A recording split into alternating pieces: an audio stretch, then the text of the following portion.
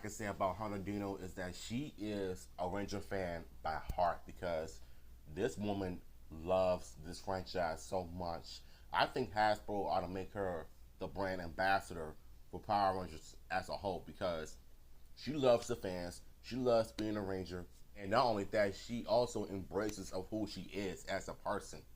You know what I'm saying? So we also have the VFX artists from season 2 and 3 of Mighty Morphin Power Rangers as well as season 1. So this video ought to be good. So shout out to both of them. Let's get to it. Of a morph. And I'm like, oh wait, I don't even know if I noticed that. Welcome to Behind the Power. Our host Rick Schick takes us down memory lane by breaking down early morphing scenes from Power Rangers, which were surprisingly much shorter. We have really long morphs. Oh, so it wasn't And to celebrate our premiere episode, the more phenomenal Hunter Deno will share some never-before-seen production footage and share stories behind her favorite scenes. Do you want another one? And I said, just one more, just one more. I'm here for it. Let's cook. We're going to be talking about morphs today. So we're going to compare morphs that I did back in the day on the show for the Power Rangers. Great. For the folks like you. Right. And then you can talk about some of your morphs and what you did, and then we can see like what the difference is, and I can be like, oh gee, about the effects that you guys have improved after 30 years. Okay, great. Awesome. Let's do it. See what we got here. Alrighty, so this is Kat's morph, which she took over from Kimberly in season 2. There's layers that were made. There's a layer with the energy. I don't know where he's been at, but it's not season 2, it's season 3. In our archives, and when I started, there were 2 other artists that started before me, so they drew this energy over the top of Kimberly comped in there. Oh, really? Okay. And back then the decision was, let's just have arms and heads, no shirts, no bodies. I don't know why. Of course. Oh wait, I don't even know if I noticed that. Right, and in the green screen of Kat, she obviously has a body, but then I'd have to roto that out separately to have, just see, there's her body. I'd have to separate her arms from her body and draw it frame at a time to cut that out. Wow. And I believe there are other morphs later on in the season when they had their full bodies. Okay. But the crazy part is this energy that's washing over Kimberly, Right. it's all hand-drawn energy. So one of the artists drew all that, and they just drew, like there's a ball of electricity that just shot out of her. They drew all that by hand, and it wasn't a separate layer that I could go back into the archives and pull off, and I'm just going to replace Kimberly with Kat, right? Get the names right. And so to get that energy and have the same thing, I had to cut it out. So I'm either keying it, trying to get a separation because it's so hot. Can I separate it from the background? And when I cut, then I just had to draw like white on top of the black to make a matte to cut it out. So it's actually Kimberly's energy that's on top of Kat. Oh. As a final product, which just added an extra layer of complexity to get. I'm wondering why her morph sequence looked really different than Kimberly's. Because when you think about it, the way they hand draw those energies from Kimberly's to Kat's morphing sequence is oddly insane, but at the same time, it's so cool though. Like, you gotta love Hollywood, and shout out to this brother for creating something different for Kat's morphing sequence. I love to see it. I literally didn't know that they didn't have bodies besides arms and heads. Yeah. I don't know. I guess you just like think that it's behind them. Right, right. Their arms are pushing through. Yeah. But then their heads must be in front of their body, I guess. Oh, how cool. But yeah, I don't know why that decision was made, but that was a style. Yeah, and then married all into the push-in and putting the face there. And one of the fun sort of things is like lining up the eyes with the eyes of the mask. And who knows where her head really was? Oh my God. You know, but it doesn't matter because you don't see that outer part. So we're just lining up the eyes where it needs to line up. You just see what you need to see. I find this stuff so fascinating. In this transformation sequence, the Rangers changed their costumes from a regular kind of costume to like a sparkly material costume. Right. And it doesn't show up very well. So to enhance that transformation, there's a bunch of hand-drawn, wavy energy that's going to run down their bodies that we add. Also, there's like this highlight on them. And the highlight, we actually shot toys to put over their bodies and basically get like a highlight of what, you know, where the toy is shiny. Right. Put that part on their body, but the toys aren't shaped like actual humans. Right. Like none of it lines up, right? No. So we'd have to cut those pieces apart and then match them to where they are in the actual Ranger. So wait, that's crazy. Much like this sucker being an actual toy that you could buy in the store, that was used in the show, we also used toys for that sequence. Why do the production toys look better than the ones you see in stores? Take Cosmic Fury, for example. But it's crazy that they use the toy skins to make it look like they're wearing actual armor from the movie, because I caught a little bit of glimpse of that from Aisha's side. You could clearly see that a little bit. And the interesting part about the morph sequence, the transformation, is that you could pretty much see the toy model. Like, it looked like one of them karate action toys or the flip head versions, to make it look like they're actually wearing those type of armors while wearing the metallic armor, while transforming into the metallic armor version of themselves. Obviously, but that's obviously. Crazy. And wow. that would be a hand-drawn, wavy energy. We draw it frame at a time. So when you say hand-drawn, Yo, okay, sorry, hand-drawn or like on a tablet? Gotcha, like, on a computer. So right, it would be great question. Okay. It's a good question on what the difference is. Because sometimes we would do cell animation where we're actually drawing on a piece of paper. Right. And then we would record that. But for this, when I'm saying hand-drawn, a lot of this is done hand-drawn in a computer. So there is a tablet that I'm using, and I'm drawing on the tablet and be looking at a screen at the same time. So what I'm drawing appears on the screen. The tablet's not like a screen, though, right? Like, it almost is just like a surface, and it like transfers to it, right? That's exactly right. Yep. I've seen this. Yeah. And you have like the little, like an Apple Pencil for an iPad now, but it's for the specific specifically for the idea. A Wacom tablet is what it was called, or Wacom. I don't know how. And the funny thing is that I still have it in my closet.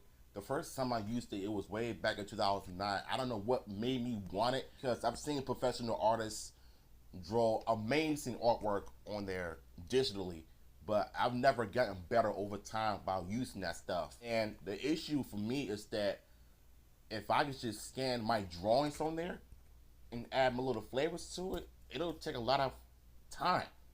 But I've never really taken advantage of that because I'm not that good as they are. But I like what they did here, because I originally thought that they just like use like handcraft, like pen and paper, create that type of energy, like how they do in animations. But they use the digital route by using like the tablet, the pen. Like, this is talented. This is talented. So I like a big tablet. Nowadays, some artists have super teeny tiny tablets. Right. And I feel like I can't really get detail. If I'm drawing something that's eventually going to be on a movie screen or a TV screen, when it's I so want small, a big screen. right? Yeah. I feel like I would be the same way. Yeah. And then this would be the full Xeomorph. Yeah. This is a combination of Japanese and American footage. Okay. Feel like when I look at that energy right there, see how there's like a black edge around it? I feel like we were stealing it from the Japanese footage. And so that's why there's a black edge that we didn't quite clean up. It's not something that we drew. We've put this pink energy because she's pink. Right. And then all of that is hand-drawn energy. All that electricity would have been drawn one frame at a time using that rat I was telling you about. Why they look so weird, though. See what we're doing and make sure our animation is flowing properly. And then because her character has a circle shape, you know, everything is going to be an oval to match her shape. I don't know in your seasons if you guys had shapes or it was just animals or triangles or whatnot. We just had animals, I think. Okay. So yeah, in Zeo, each character was represented by a different shape on their helmet. But the so she's the only one who has the oval. Like Asian animals. Dinosaurs, yeah. And then this green grid would be the Japanese footage on top of Cat. Yeah. Which is on top of, I believe, a Japanese footage background. So we just mix together whatever we can to make stuff work. That's insane. And this would probably be a full-on Japanese shot. We cut to full-on Japanese because you don't see her at all, right? So you don't need it. Easy peasy. And there you got to see her, and her hair is going to magically disappear as the energy goes. That is crazy. How many layers are to that? But I mean, to be honest with you. Yeah, and with visual effects, everything is layers. I always think of it as layers of pieces of paper that we build up on top of each other. Yeah. And now with what we're able to do, we can take those layers and we can stretch them and warp them. So I tend to think of it as taffy instead, because we can take a layer and change. We can change the angle of it. It's in the 3D space. Even if you're doing like two-dimensional compositing, it still can exist in 3D space. So. Wait, how long have you been doing this? Obviously, since before you were born. Well, yeah, because this is before that. Yeah. Yeah, right around. This was the first project as a visual effects artist I was hired for was Power Rangers. Good for you. Thanks very much. That was cool. Yeah. It's very cool. It's morphin' time! And now for something completely different. Me! All right. Now it's your turn to talk. I'm going to sit and listen. You chat it up. Okay, so I have a cheerleading background, and the entire season I kept telling our EP, I was like, dude, I have to do a flip in some sort. Like, I have to. And I also went to our second unit director, so for stunts, and I was like, look, if I have anything on wires, please let me do it and not my stunt double. Like, pretty please. Like, I don't care what it takes. So like, cool. I want to do it so bad. And finally, the day comes towards the end of production. So actually, main unit... Know that Dino Fury and Cosmic Fury would become the best seasons of the Hasbro era because Hunter Deno made Dino Fury and Cosmic Fury because of her character growth throughout 3 seasons. So the fact that Hunter was telling the producers and directors, instead of like using the stunt doubles, let her do her thing. She is an ultimate ranger. Like, who is this woman? Wrapped, and I filmed this 2 days after, the day after, and then 2 days after that too. But were you the only one there then? Everybody else principal wrapped. I was the only one that was still working. She the GOAT. And it was kind of cool. I love second unit. Everybody's amazing. But I was so excited to do this, and they took me to a green screen, put me in my clothes. They were all like bigger because I had to have a harness under them. You know, they had to cut them and all that stuff. And so I did this. I don't know, maybe like hey, Hannah Dino's a GOAT, man. Shout out to her. Or something, just to get different options. And I don't know, sometimes I didn't land it properly and whatnot. And then, how much time did you practice beforehand? Did you? On the day. Could do a flip. So on the day, yeah. We don't put you in the wires. We didn't do much rehearsals for most of our fights and semi fights and whatnot. Usually the morning of is when we learned. Personally, I think what they should have done was have some civilian fight scenes in Cosmic Fury with the foot soldiers. I think that would have made the season more unique because Hunter Deno is a natural. You know what I'm saying? She's a good actress. She is a great stunt worker. She's done some action reels I've seen in the past. So that's why they chose her. Not just some pretty face you see on social media of her being a model, but we're talking about her doing her own stunts. She did a little bit of that in season 1, but in season 2, we didn't really see none of that. It was just flat out storytelling and suit action. But we want to see some more fight scenes, civilian fight scenes. So it's possible if we ended up going back to Sentai adaptations, but without using Japanese stock footage, it would have made Power Rangers great again.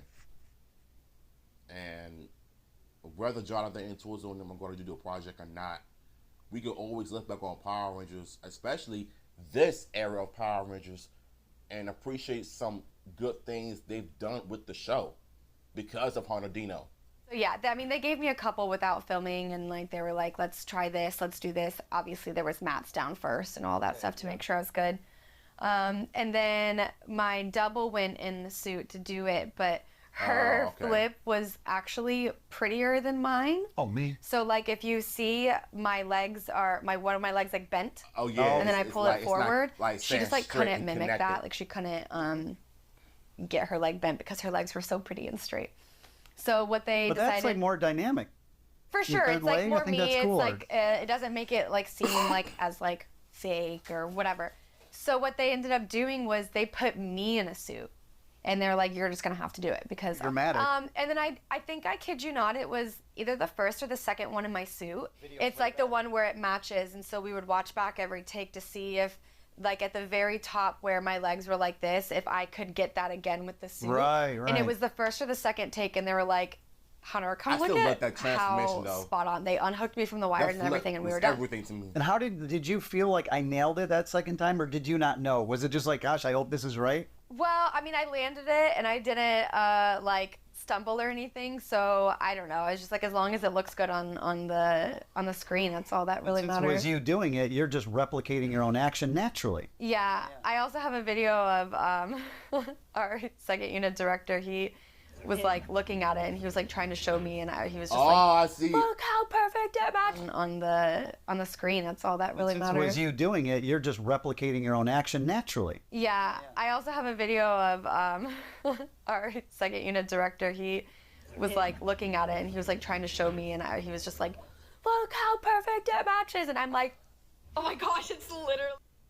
That's perfect. That's even perfecter, because you can actually see the behind the scenes of how they were able to match the morph sequence.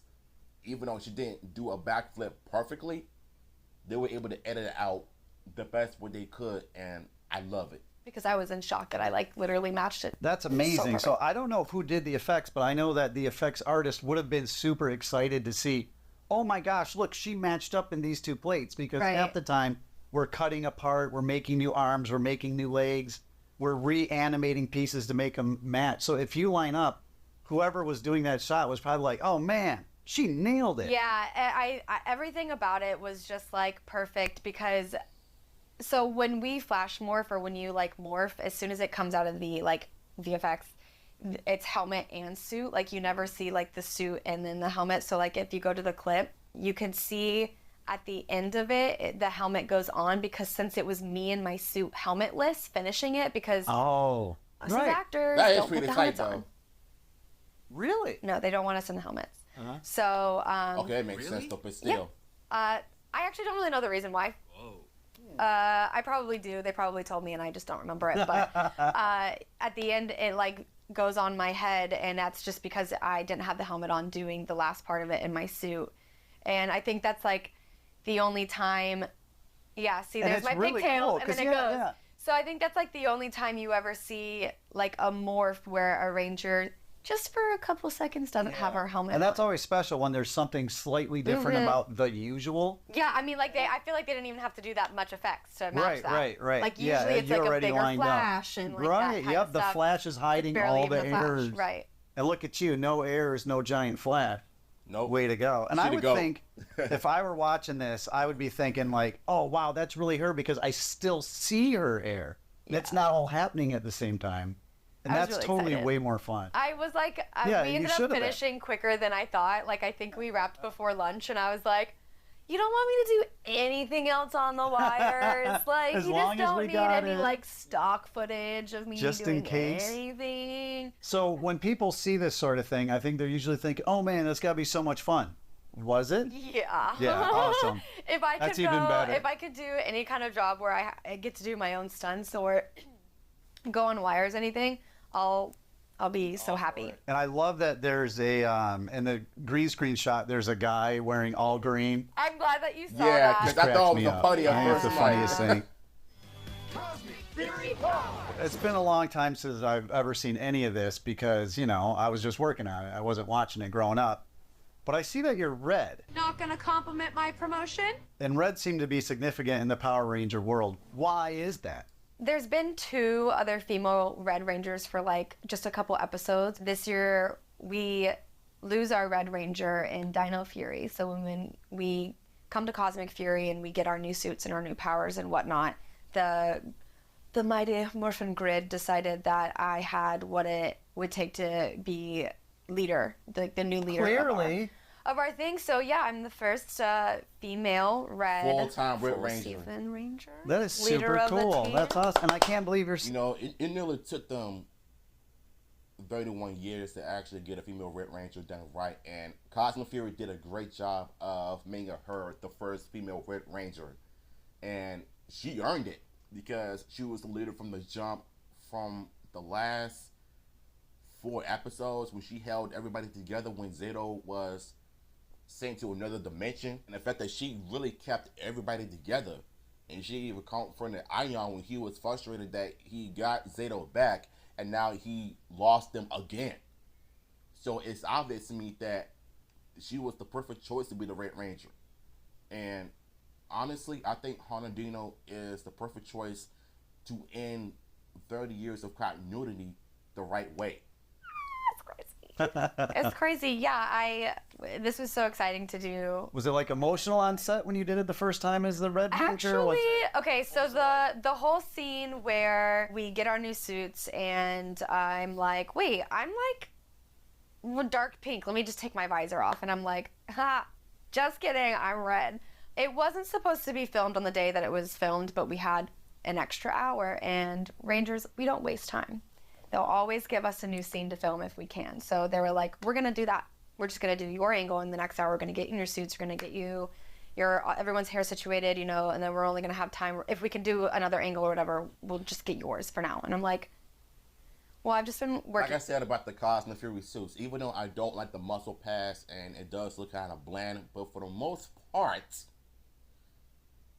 they're starting to grow on people, and just seeing them in action, yes, I agree, the suits look kind of ugly, but you got to give them credit for being original and not, well, instead of like copy and paste in the same time. I think that's what Power Rangers should have been a long time ago, but if you're copy and paste it from the same time, at least do it right.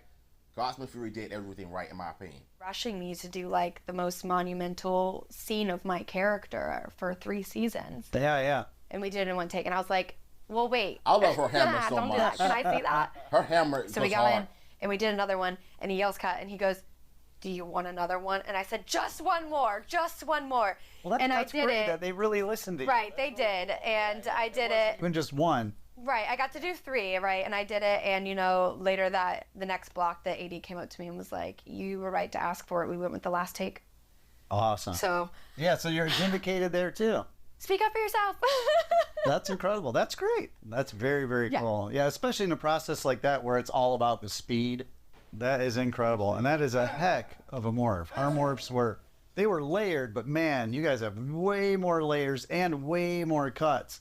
So it definitely expanded with I know. I think I just like it went over my head and I completely forgot. But like when we had David Yost, Billy Cranston in our 3rd season, and he would do more. We would do our whole thing, and at the end he'd be, ha! I'm just like, dang. What I would do, because in the beginning we had such a hard time with our morphers and it just took forever to do morphs. That was incredible. That was super cool. It was great to hang out with you today. Love doing this. Love seeing the before and after. Totally fun. Yeah. Thanks for spending the time. Now, if I can find my phone and you can get me that swiping thing, we'll be all set. Oh my gosh, let's find it. All right. Thanks for joining Behind the Power today. We'll see you guys later. And, yo, I love this video. I love everything about it. I love the secrets that we got to learn from behind the scenes from season 2 and 3 and Zeo into Deno Fury and Cosmic Fury. I love everything about it.